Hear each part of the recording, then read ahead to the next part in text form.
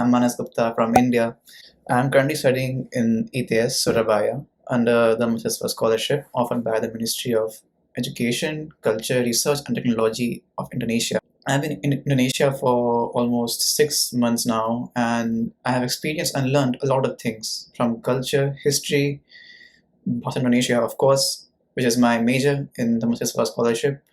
I think anything from touristic places to learning to culture, everything. Indonesia has a wide variety to offer.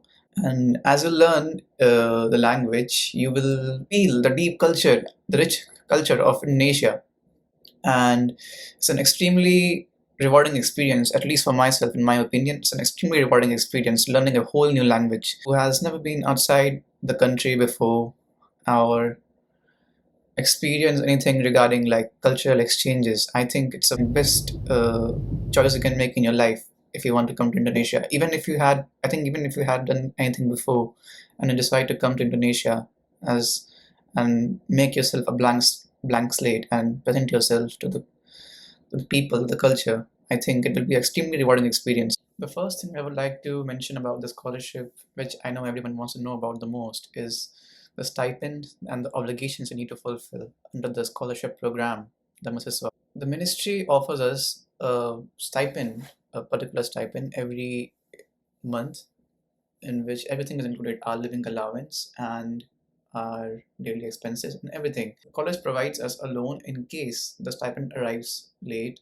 or might be any problem. So you just don't need to worry, just contact the IO, Park Harris, through WhatsApp, or just go to IO and they can facilitate you with the money, a loan of 4.7 million. I think that's the monthly stipend. 4.7 million is what we currently get also. We also get a book allowance of 2 million and a one-off settlement allowance of 4.7 million. I think the rent in Surabaya around ETS is definitely for a studio apartment around 2 million or I think including the service fee maybe 2.4 million, so 5 million. And with the rest of the money, I think 2.2 million, you can save those for your vacations, and the rest of it would probably be our obligations. The obligation is in Indonesia, you must be enthusiastic in class, in deeper classes. I think Indonesian is not a very hard language. If you just focus in the class and study hard and pay attention to what the teachers are saying, you will definitely get most of what they're trying to convey to you, and you will definitely learn Indonesian without trying, basically. So it's like, because Bahasa Indonesia is extremely easy. Like I can give, for example, a word. I think I'll go with the easiest one. I'll go with, like, for example, menulis. Menulis is a verb in Bahasa Indonesia, and it's derived from a base word called tulis. And to make it into a noun, like a noun for writing, but what the writer write, author. To make it author, you just need to add pendulis, and it becomes a noun. So basically a kata benda. Kata benda, we call nouns kata benda, verbs kata karja, and even with some words we can also make them kata sifat, adjectives, with just adding a word before them as prefixes. And that's why I think Mathematica is extremely easy to learn. You just need to know some words and you can make a lot of words with them. So yeah, I think if just the 3 hours in class, our classes are 3 hours long. It starts from 9 in morning and ends at 12. We only get classes from 5 days a week. So basically from Monday to Friday. In Juma means in Friday, a class starts from 8 and ends at 11. And those 3 hours, I think, are more than enough to learn Bahasa Indonesia and become actually fluent, because I've only been in here for 6 months now and I wouldn't be counted as fluent, but I would definitely be counted as someone who can speak the language quite fluently. I can speak with Indonesians, I can understand them. And definitely if it's reading or writing, I can definitely read and write. And I have had no prior experience with Bahasa Indonesia before I joined the course, and still I could perform this much. So I think everyone who tries to focus on the classes can definitely take a lot of order from it because our teachers, I'll say their names, Ibu Tuti, Ibu Eli, and Ibu Ratna are wonderful professionals who know not to just teach with from the book. They can also teach by world experiences. They can offer you real world experiences, real world situations, which you can adapt to, or I saw myself in, and their advices on those help me. So I would definitely recommend you to listen to them when they are talking and focus in the class. So now we talk about the fun part. I think everyone wants to know about, because nation tourism, I think, is popular all around the world.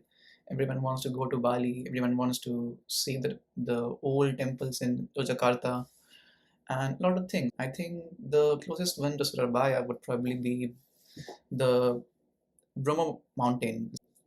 There you can see the still active volcano, the Kawa Gunung Bromo, and you can horse riding. The view in Bromo is extremely breathtaking. It's like a paradise on earth, and I definitely recommend everyone who visits. The next place I would recommend to visit near Surabaya in your vacations would probably be to Jakarta. Jakarta is also extremely beautiful, and it's also extremely cheap. Jakarta, the ticket to Jakarta might not be as cheap. However, Jakarta itself is extremely cheap for the costs and everything there. Surabaya is extremely close to Bali. You can take a bus from Surabaya to Denpasar. Denpasar is a city in Bali. I think it's compares in comparison to Pesawat into airplanes. It's extremely cheap. So you should definitely, if you want to go to Bali, definitely try this method. In city, we have, I think Surabaya is mostly just malls. Surabaya has a rich history, of course. It was once a battleground for the British and the natives of Surabaya, and it has a lot of history. I think you can take a glimpse at the history of Surabaya by going to Tugu Pelwan. Tugu Pelwan literally means in English the hero monument. Underneath the hero monument, there's a museum. Literally underneath the monument, there's a museum. The museum which tells us about the history of Surabaya, the struggle of Surabaya people against the rule of British and Dutch, and also their sacrifices for freedom to gain freedom. And except that, Surabaya, I think, has a lot of malls. There's Galaxy Mall just nearby ETS, and also nearby ETS there's Pakuwon City Mall. And except that, I think towards the center of Surabaya there's Tunjungan. It has six divisions. The malls have six divisions. There's TP1, TP2, TP3, TP4, TP5, TP6 till TP6, and it's extremely beautiful also. And I think for people who like malls, Surabaya is a must visit, even if you are from outside of Surabaya and taking somewhere else the scholarship. I think we should visit Surabaya. So yeah, if you're in Surabaya, no day will be spent you being bored. So yeah, that's why I definitely recommend some people to apply to ETS. I would definitely recommend you to save your money and don't spend them on Gojek and Grab when you can use the buses. ETS is unique because ETS, just outside the main gate of ETS near the Bundaran, the roundabout, there is a Holte. Holte in Indonesia, Holte means bus stop. The bus stop along with your student ID, which I will show you. The student ID looks like this. With this, you can access basically any place in Surabaya with just a value of 2000 rupiah. And 2000 rupiah for the special price for college students, you can basically go anywhere in Surabaya as far as you want, and you can save money for transportation basically. And this is because I wish someone would have told me this when I first arrived to Surabaya, because I spent a lot of money, a hefty money, on transportation by using Gojek.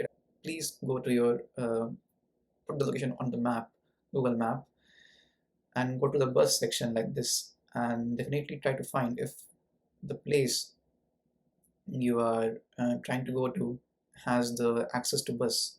I think that would be all I would like to share with the future candidates for the Mahaspa scholarship.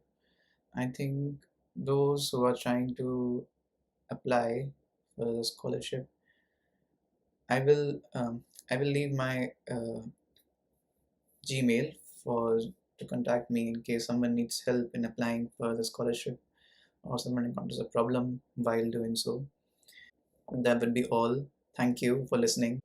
Selamat menikmati Indonesia.